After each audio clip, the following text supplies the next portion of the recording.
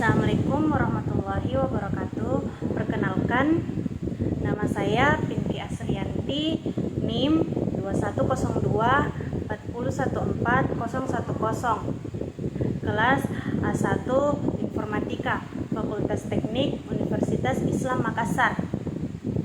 Baiklah, pada kesempatan kali ini izinkan saya untuk mempresentasikan materi saya mengenai DFD, yaitu Data Flow Diagram. Baiklah, marilah kita mulai. Yang pertama, pengertian dari DFD itu sendiri. DFD adalah suatu diagram yang menggambarkan aliran data dari sebuah proses yang sering disebut dengan sistem informasi. Nah, di dalam data flow diagram juga menyediakan informasi mengenai input dan output dari setiap entitas dan proses itu sendiri. Dalam diagram aliran, data juga tidak mempunyai kontrol terhadap flow-nya, sehingga tidak adanya aturan terkait keputusan atau pengulangan. Bentuk penggambaran berupa data flowchart dengan skema yang lebih spesifik. Menurut Kenneth Kozar, tujuan dari adanya DFD sendiri adalah sebagai penyedia atau menjembatani antara pengguna dengan sistem. Selanjutnya, fungsi dari DFD. Banyak developer menggunakan DFD karena fungsinya berperan cukup penting. Berikut ini adalah beberapa fungsi DFD. Yang pertama, visualisasi sistem. Fungsi DFD pertama untuk memvisualisasikan atau menggambarkan suatu sistem. Kamu dapat melihat komponen-komponen yang alur kerjanya sering terkait satu sama lain sebagai satu kesatuan. Dengan begitu, semua informasi yang diberikan DFD bisa menjadi insight terkait proses kerja dalam software development. Perancangan model. Selain visualisasi sistem, fungsi DFD selanjutnya adalah merancang sebuah model baru secara sistematis. Kamu dapat memprioritaskan fungsi sistem tertentu dalam perancangan guna melihat bagian alur secara lebih rinci. Hal tersebut memungkinkan kamu untuk fokus ke bagian-bagian penting sebagai acuan perancangan sebuah model. Yang ketiga, penyampaian rancangan sistem. Fungsi DFD selanjutnya yaitu untuk menyampaikan rancangan sistem. Pada dasarnya, DFD dibuat untuk mendeskripsikan alur kerja melalui pendekatan visual. Nah, gambaran rancangan sistem tersebut nantinya akan disampaikan pada pihak lain, misalnya klien, programmer, atau pembuat sistem. Kemudian, adapun simbol-simbol dalam DFD. Terdapat beberapa simbol dalam pembuatan DFD. Di antaranya sebagai berikut. Yang pertama, proses. Dalam DFD, proses memiliki bentuk bangun ruang berkesinambungan yang digambarkan dengan simbol lingkaran atau persegi panjang bersudut ronde. Proses sendiri mewakili sebuah alur untuk mengubah input menjadi output dalam format berbeda. External entity. Simbol kedua dalam DFD yaitu external entity. Simbol lainnya atau lebih dikenal dengan sebutan terminator. Sesuai namanya, external entity merupakan pihak ketiga yang berada di luar sistem. Dalam hal ini, pihak ketiga yang dimaksud bisa berupa klien, divisi, organisasi, perusahaan, atau sistem lain. Hampir mirip dengan proses, simbol untuk melambangkan external entity yaitu kotak atau persegi panjang. Selanjutnya, data store. Data store dalam simbol DFD adalah berkas atau file yang menyimpan seluruh data untuk dipergunakan kembali pada proses selanjutnya. Setiap data store biasanya mesti terhubung setidaknya dengan satu input dan satu output. Data store dilambangkan dengan simbol dua buah garis horizontal sejajar.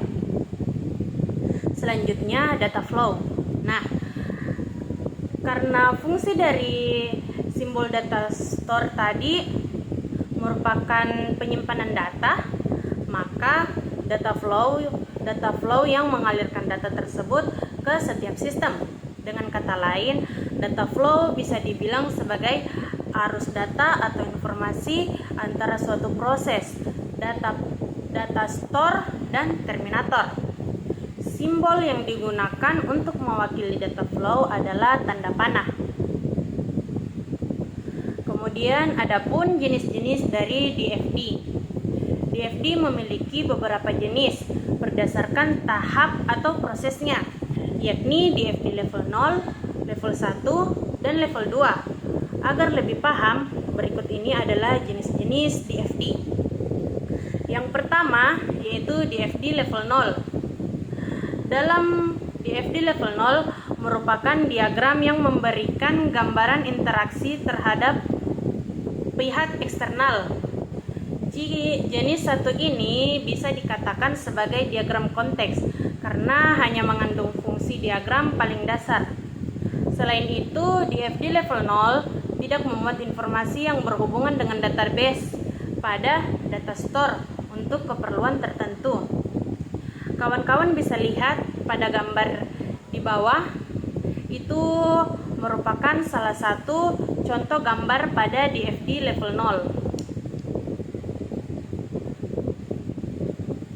Kemudian DFD level 1. Jika DFD level 0 merupakan diagram dasar, maka DFD level 1 adalah tingkat lanjutannya. DFD jenis ini merupakan diagram yang menjabarkan informasi pasca level 0. Seluruh data yang ada akan dipecah menjadi unit yang lebih kecil agar informasi mudah dipahami. Kemudian DFD level 2. DFD level 2 hampir mirip seperti DFD level 1. DFD level 2 juga merupakan jenis lanjutan dari DFD level 1. Pada beberapa kasus, DFD level 2 akan dibuat jika dibutuhkan deskripsi lebih rinci dari proses sebelumnya. Dengan kata lain, DFD level 2 tidak wajib dibuat, kecuali informasi detail terkait sistem benar-benar diperlukan. Kawan-kawan juga bisa melihat kembali contoh gambar pada DFD level 2. Kemudian DFD pun juga mempunyai kelebihan. Terdapat banyak kelebihan yang bisa kita lihat pada DFD. Kelebihan tersebut sebagai berikut.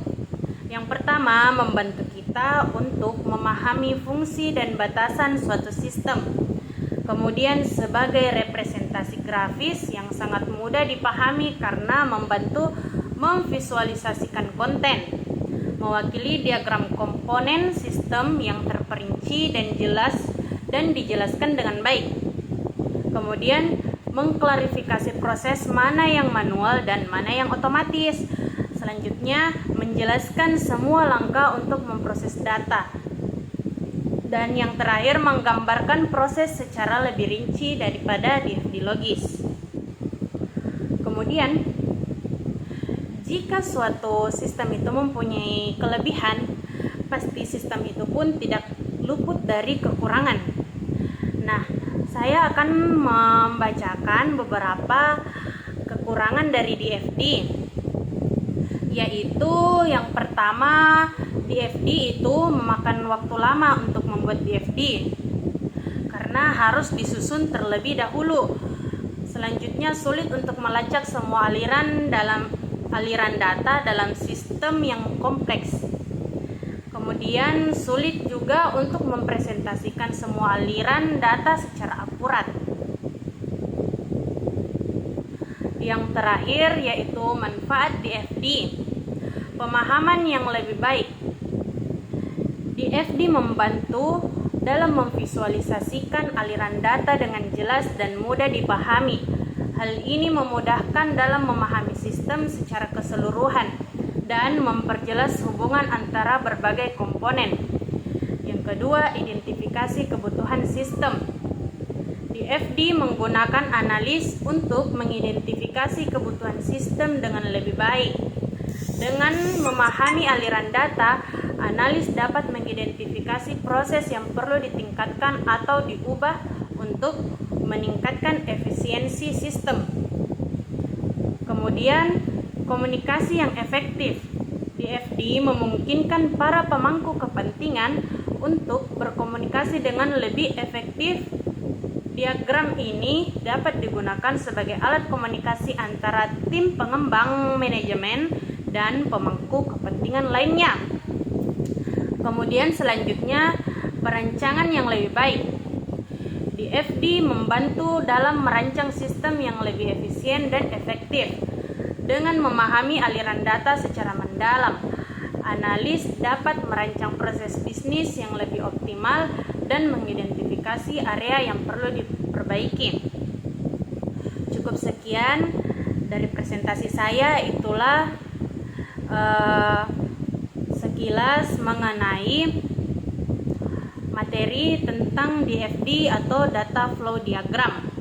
Adapun kekurangan dari hasil presentasi saya mohon dimaafkan, kurang lebihnya wabillahi taufiq wal hidayah. Wassalamualaikum warahmatullahi wabarakatuh.